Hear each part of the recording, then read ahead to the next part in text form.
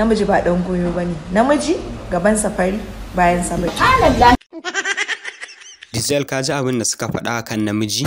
Matan ba su dauke mu da daraja ba, ya kamata mu nuna musu how important namiji yake a rayuwarmu. Gaskiya ne. Ma yanzu kin tabbatar da cewa namiji ba dan goyo bane? Ke? Inna lillahi, breka, ka ji abin da suka faɗa?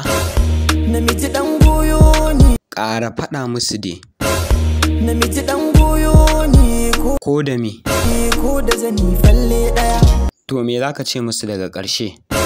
To da ta samu namiji ta ce ta samu daɗin duniya. Namiji dan albarka bashin bayan. Deezel, faɗa musu aikin namiji. Tun kina ciki, wake kula da mahaifiyarki. Cikin rana cikin ruwa dole ya fito nemo abincin ci.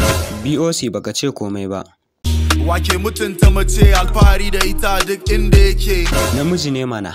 Ke da kike cewa namiji ba dan goyo bane, yaya sunan darinki?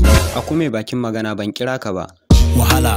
Adam Zango me kuma na kiran wahala? Da zaki haɗa kanki wai da namiji. To faɗa mana aikin namiji. Nema, ciyarwa. Soja boy. Takun sojoji muke harka da bindigogi. Kun ji takun sojoji ba ma wasa da dokoki. Mu je yaki mu koma, ba mai wasa da soja. Mu kwato 'yancin al'umma, a ƙasa ta mu ne hukuma. Ka ji aikin namiji? Ni nan na bacci ne da Allah ka wani more.